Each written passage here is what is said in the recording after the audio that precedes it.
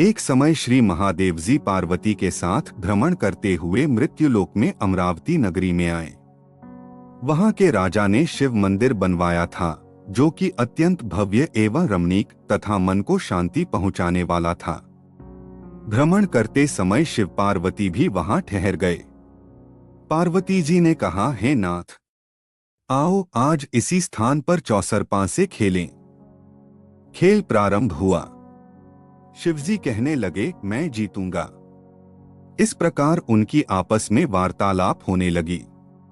उस समय पुजारी जी पूजा करने आए। पार्वती जी ने पूछा, पुजारी जी बताइए जीत किसकी होगी?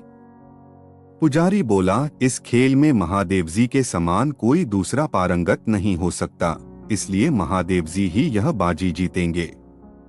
परंतु हुआ उल्टा, जीत पार्वती जी की हुई। अतः पार्वती जी ने पुजारी को कोढ़ी होने का श्राप दे दिया कि तूने मिथ्या भाषण किया है। अब तो पुजारी कोढ़ी हो गया। शिव पार्वती जी दोनों वापस चले गए। कुछ समय पश्चात अप्सराएं पूजा करने आईं। अप्सराओं ने पुजारी के उसके कोढ़ी होने का कारण पूछा। पुजारी ने सब बातें बता दी। अप्सराएं कहने लगीं, पुजारी जी आप 16 सोमवार का व्रत करें तो शिवजी प्रसन्न होकर आपका संकट दूर करेंगे। पुजारी जी ने अप्सराओं से व्रत की विधि पूछी। अप्सराओं ने व्रत करने और व्रत के उद्यापन करने की संपूर्ण विधि बता दी। पुजारी ने विधिपूर्वक श्रद्धा भाव से व्रत प्रारंभ किया और अंत में व्रत का उद्यापन भी किया। व्रत के प्रभाव से पुजारी जी रोगमुक्त हो गए।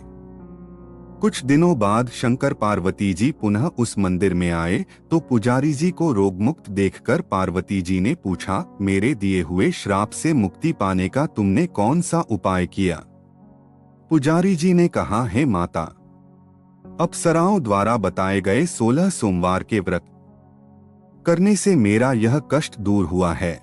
पार्वती जी ने भी 16 सोमवार का व्रत किया, जिससे उनसे रूठे हुए कार्तिकेय जी भी अपनी माता से प्रसन्न होकर आज्ञाकारी हुए। कार्तिकेय जी ने पूछा, हे माता, क्या कारण है कि मेरा मन सदा आपके चरणों में लगा रहता है? पार्वती जी ने कार्तिकेय को 16 सोमवार के व्रत का महात्म्य तथा विधि बताई।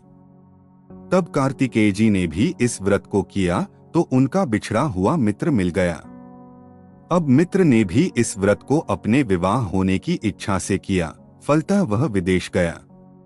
वहां के राजा की कन्या का स्वयंवर था। राजा ने प्रण किया था कि हथिनी जिस व्यक्ति के गले में वरमाला डाल देगी उसी के साथ राजकुमारी का विवाह करूंगा। यह ब्राह्मण मित्र भी स्वयंवर देखने की इच्छा से वहां एक ओर जाकर बैठ गया। हथिनी ने इसी ब्राह्मण मित्र को माला पहनाई तो राजा ने बड़ी धूमधाम से अपनी राजकुमारी का विवाह उसके साथ कर दिया। तत्पश्चात दोनों सुखपूर्वक रहने लगे। एक दिन राजकन्या ने पूछा, हे नाथ, आपने कौन सा पुण्य किया जिससे हथिनी ने आपके गले में वरमाला पहनाई? ब्राह्मण पति ने कहा, मैंने कार्तिकेय जी द्वारा बताए अनुसार 16 सोमवार का व्रत पूर्ण विधि विधान सहित श्रद्धा भक्ति से किया, जिसके फल के कारण मुझे तुम्हारे जैसी सौभाग्यशाली पत्नी मिली।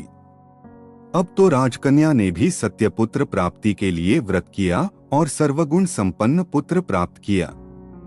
बड़े होकर पुत्र ने भी राज्य प्राप्ति की कामना से 16 सोमवार का व्रत किया। राजा के देवलोक होने पर इसी ब्राह्मण कुमार को राजगद्दी मिली, फिर भी वह इस व्रत को करता रहा। एक दिन उसने अपनी पत्नी से पूजा सामग्री शिवालय ले चलने को कहा, परंतु उसने पूजा सामग्री अपनी दासियों द्वारा भिजवा दी।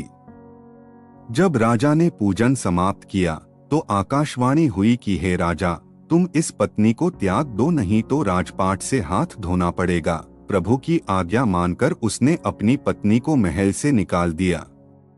तब वह अपने भाग्य को कोसती हुई एक बुढ़िया के पास गई और अपना दुखड़ा सुनाया तथा बुढ़िया को बताया, मैं पूजन सामग्री राजा के कहे अनुसार शिवालय में नहीं ले गई और राजा ने मुझे निकाल दिया। बुढ़िया ने कहा, तुझे मेरा काम करना पड़ेगा। उसने स्वीकार कर लिया। तब बुढ़िया ने सूत की गठरी उसके सिर पर रखी और बाजार भेज दिया। रास्ते में आंधी आई तो सिर पर रखी गठरी उड़ गई। बुढ़िया ने डांटकर उसे भगा दिया। अब रानी बुढ़िया के यहाँ से चलते चलते एक आश्रम में पहुंची। गुसाई जी उसे देखते ही समझ गए कि यह उच्च घराने की अबला विपत्ति की मारी है। वे उसे धैर्य बंधाते हुए बोले, बेटी तू मेरे आश्रम में रह, किसी प्रकार की चिंता मत कर। रानी आश्रम में रहने लगी, परंतु जिस वस्तु को वह हाथ लगाती वह वस्तु खराब हो जाती। यह देखकर गुसाई जी ने पूछा, बेटी किस देव के अपराध से ऐसा होता है? रानी ने बताया कि मैंने अपने पति की आज्ञा का उल्लंघन किया और शिवालय में पूजन के लिए नहीं गई, इससे मुझे घोर कष्ट उठाने पड़ रहे हैं। गुसाई जी ने शिवजी से उसके कुशलक्षेम के लिए प्रार्थना की और कहा, बेटी तुम 16 सोमवार का व्रत विधि के अनुसार करो। तब रानी ने विधिपूर्वक व्रत पूर्ण किया। व्रत के प्रभाव से राजा को रानी की याद आई और दूतों को उसकी खोज में भेजा। आश्रम में रानी को देख दूतों ने राजा को बताया। तब राजा ने वहां जाकर गुसाई जी से कहा, महाराज यह मेरी पत्नी है, मैंने इसका परित्याग कर दिया था, कृपया इसे मेरे साथ जाने की आज्ञा दें। शिवजी की कृपा से प्रतिवर्ष 16 सोमवार का व्रत करते हुए वे आनंद से रहने लगे और अंत में शिवलोक को प्राप्त हुए। कथा सुनने के पश्चात शिवजी की आरती जय शिव ओंकारा गाएं। इस कथा को दूसरों को भी सुनाएं, आपका मंगल होगा।